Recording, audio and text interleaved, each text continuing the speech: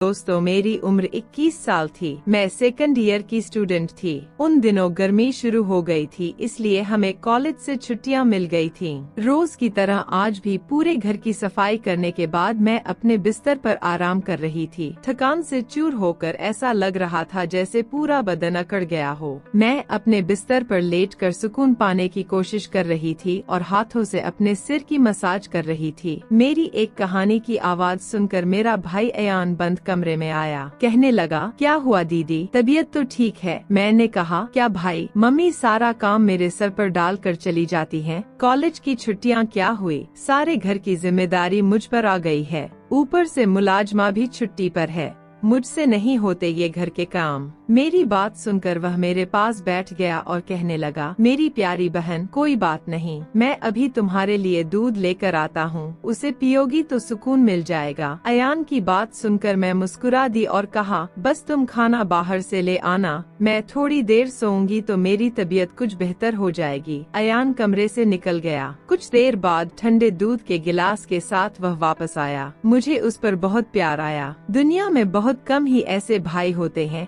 जो अपनी बहनों का इतना ख्याल रखते हैं। मैं उसे ढेर सारी आशीर्वाद देने लगी और उसका लाया हुआ दूध पीने लगी। दूध पीने के बाद मैंने ग्लास एक साइड पर रखा और लेट गई। अयान कहने लगा, चलो मैं तुम्हारा सिर दबा देता हूँ, तुम सो जाओ। वह मेरे सिरहाने बैठ गया और अपने हाथों से मेरा सिर दबाने लगा। मुझे भी सुकून आने लगा था, दर्द की भी कम होने लगी थी।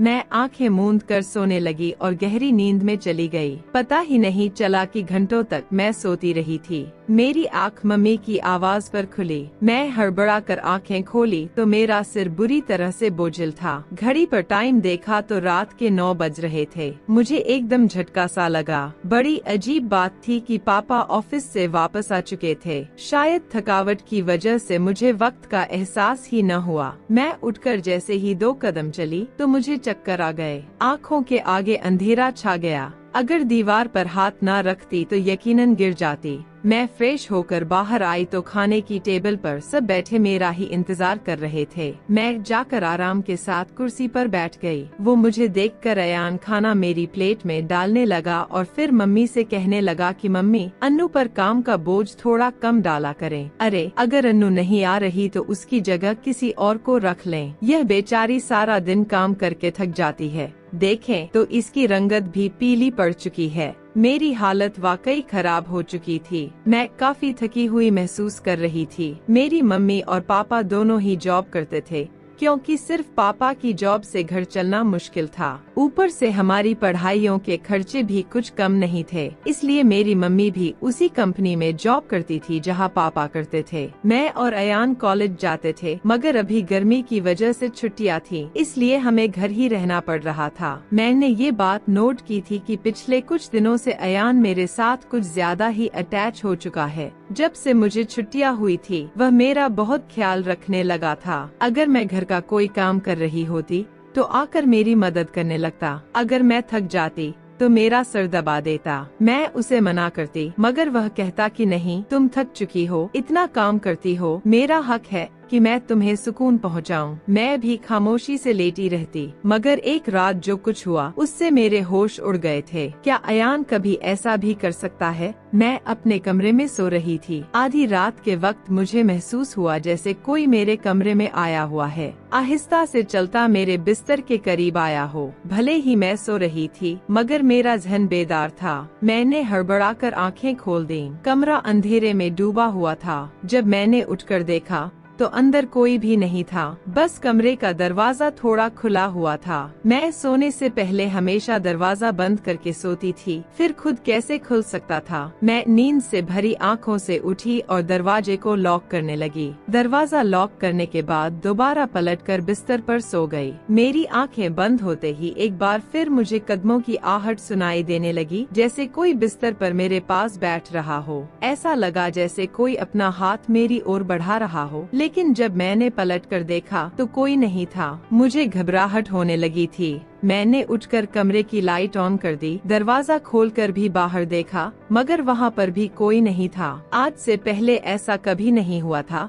जो अब हो रहा था। मुझे प्यास लगी तो मैं कमरे का दरवाजा खोलकर बाहर निकली। उसी वक्त अयान भी अपने कमरे से बाहर निकला। मुझे देखकर उसने पूछा, क्या बात है, आप अभी तक जाग रही हैं? मैंने जवाब दिया, कुछ नहीं, बस ऐसा महसूस हुआ जैसे कमरे में कोई मौजूद हो। पानी पीकर मैं दोबारा कमरे में आई और पीछे पीछे वह भी आ गया। उसने कहा, आपको डरने की जरूरत नहीं है। अगर आपको डर लग रहा है तो मैं आपके पास सो जाता हूँ। मैंने उसे मना करते हुए कहा, नहीं, तुम्हें अपनी नींद खराब करने की जरूरत नहीं है, तुम अपने कमरे में सो जाओ। लेकिन वह जिद करने लगा, मैं आपको अकेला किसी भी हाल में नहीं छोड़ सकता। आपकी तबीयत खराब हो सकती है, मैं आपको तकलीफ में नहीं देख सकता। आप सो जाएं, मैं यही सो जाता हूँ। आखिरकार मैं बेड पर जाकर सो गई और उसने तकिया उठाकर सोफे पर रख लिया और वहीं सो गया। उस रात मुझे ऐसा महसूस हुआ जैसे कोई मेरे सरहाने बैठकर मुझे बहुत देर तक देखता रहा हो। उसने मेरे बालों को सहलाया, मेरे चेहरे पर उंगलियां फेरी और मैं सुकून से सो रही थी। मुझे सब कुछ एक सपने जैसा लग रहा था। अगली सुबह जब मैं उठी तो मेरा मूड बड़ा अजीब था, लेकिन जब मैंने अपने भाई पर गौर किया तो मैं हैरान रह गई। शुक्र था कि मैंने अपने जिस्म को दुपट्टे से ढक रखा था। मेरी कमीज बेतरतीब हो चुकी थी। मुझे हैरत हुई क्योंकि आज से पहले मैं कभी इस तरह आराम से नहीं सोई थी।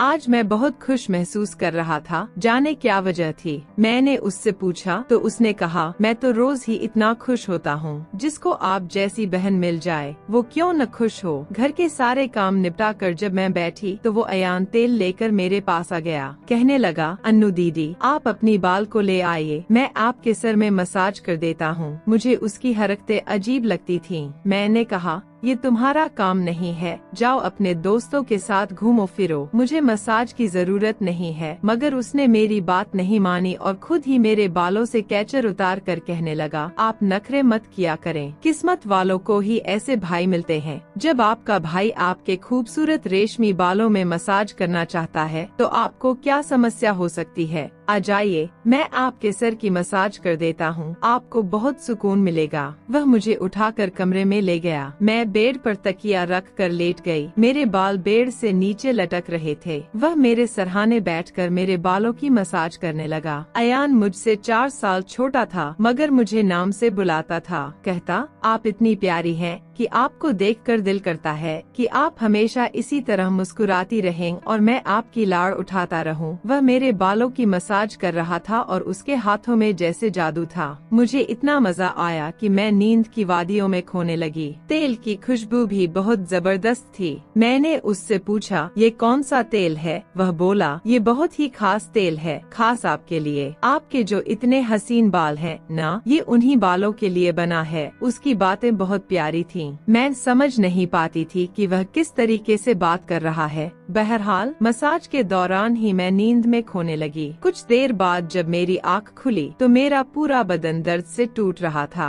ऐसा लग रहा था जैसे मेरी टांगों पर बहुत ज्यादा वजन रख दिया गया हो। पूरे बदन में दर्द सरायत कर रहा था। धीरे धीरे उठकर बैठी और आसपास देखने लगी। जब अपने भाई पर गौर किया, पूरी तरह भीगी हुई थी, जैसे किसी ने मुझे नहला दिया हो। कपड़े गीले थे, पंखा बंद था और गर्मी थी। यह सब क्या हो रहा था? मैं बड़ी मुश्किल से बेड से उठी। मुझे चक्कर आ रहे थे, चलना मुश्किल हो रहा था। मैं अपनी हालत समझ नहीं पा रही थी कि यह सब क्या हो रहा है। बड़ी मुश्किल से चलकर बाथरूम गई और फ्रेश हुई। अपनी हालत पर गौर किया तो ऐसा लगा जैसे मैंने सोया नहीं बल्कि कोई मेहनत वाला काम कर रही थी। जब मैं कमरे से बाहर निकली तो मुझे फुसफुसाने की आवाज आई। ऐसा लग रहा था जैसे कोई किसी से बात कर रहा हो। घर में मेरे और उसके अलावा कोई नहीं था। फिर वो किसके साथ बात कर रहा था? मैं पहले किचन में पानी पीने गई, मगर तब तक आवाज आनी बंद हो गई थी। मैं किचन के दरवाजे के पास खड़ी थी जब वह व्यक्ति बैठक से निकला। उसके हाथ में काफी पैसे थे जिन्हें देखकर वह मुस्कुरा रहा था। मेरे माथे पर बल पड़े। अगले ही पल उसकी नजर मुझ पर पड़ी। मुझे देखकर कहने लगा, अन्नू आप उठ गयी। मैं चलते हुए उसके करीब आई। वह हड़बड़ाकर पैसे अपनी पैंट की जेब में डाल रहा था, मगर मैंने उसका हाथ पकड़कर उन पैसों को सामने लाकर कहा, इतने पैसे तुम्हारे पास कहाँ से आए? वह नजरें झुका चुका था। कहने कहने लगा, आप प्लीज पापा को मत बताना। मैं ताज्जुब में थी कि उसने ये पैसे पापा के क्यों नहीं दिए। मैंने सख्ती से पूछा तो वह सहम गया। कहने लगा, ये पैसे तो पापा के एक दोस्त ने कई साल पुराने कर्ज के रूप में लौटाए थे। मैंने सोचा था कि इनसे ही मोबाइल लूंगा, लेकिन उसने पैसे मुझे थमा दिए। मैंने कहा, हाँ, तुमने अच्छा किया। घर के हालात देखो किस कदर खराब हैं। हमारे माँ बाप दोनों नौकरी कर रहे हैं और तुम मोबाइल लेने की बात कर रहे हो। वह शर्मिंदा था। मैंने वो पैसे रात को पापा को दे दिए थे। उस रात उसने मुझसे कोई बात नहीं की और जल्दी सोने चला गया। अगले दिन मैं किचन में काम कर रही थी जब अयान अपने दोस्तों के साथ घर में दाखिल हुआ। वह जितनी हैरान होती उतना कम था, क्योंकि वह अपने दोस्तों को सीधा लाउंज में ही ले आया था। उस वक्त मैं दुपट्टा उतारकर बर्तन धो रही थी। जब वह सब हंसते हुए अंदर आए, मैंने तुरंत दुपट्टा किया और फिर अयान को समझाने लगी कि यह क्या तरीका है। तुम जानते हो इस वक्त मम्मी पापा घर नहीं हैं, फिर भी इन लोगों को घर ले आए हो। अयान कहने लगा, यह मेरा घर है। जब आपको मेरा ख्याल नहीं है तो मैं आपका ख्याल क्यों करूं? अच्छा खाना तैयार करो। मेरे बहुत खास दोस्त हैं। वह मुझसे काफी नाराज हो चुका था, मगर अब मैं क्या करती। खाना तो बनाना जरूरी था। मैं उसके दोस्तों के लिए खाना बनाने लगी तो वह बोला, खाना परोसने भी तुम खुद ही आओगी। मुझे अयान का रवैया हैरान कर रहा था। छोटी सी बात पर वह ऐसे कैसे बदल सकता था। मैंने खाना टेबल पर लगा दिया। मैंने गौर किया कि उसके दोस्त बार बार मुझे घूर कर देख रहे थे। वे सभी अयान की उम्र से बड़े थे और अजीब तरीके से घूर रहे थे, जैसे कच्चा ही खा जाएंगे। मैं अपने कमरे में बंद होकर रह गई। जैसे ही वे गए तो मैं अयान पर फट पड़ी कि दोबारा तुम्हारे दोस्त मुझे इस घर में नजर न आए। मगर वह तो अगले ही पल मेरे गाल थाम कर कहने लगा, इतना गुस्सा कहाँ से आता है? उन्होंने नहीं आएंगे वे दोबारा। मगर आप इस बारे में मम्मी पापा को कुछ नहीं बताएंगी। कैसा लड़का था यह, कभी प्यार जताने लगता तो कभी चिढ़ने लगता। बहरहाल मैंने हमें सर हिला दिया और अपने कमरे में चली गई। मुझे अयान की हरकतें कुछ मुश्किल सी लगने लगी थी, क्योंकि वह मुझे अजीब तरह से देखने लगा था। उस रोज भी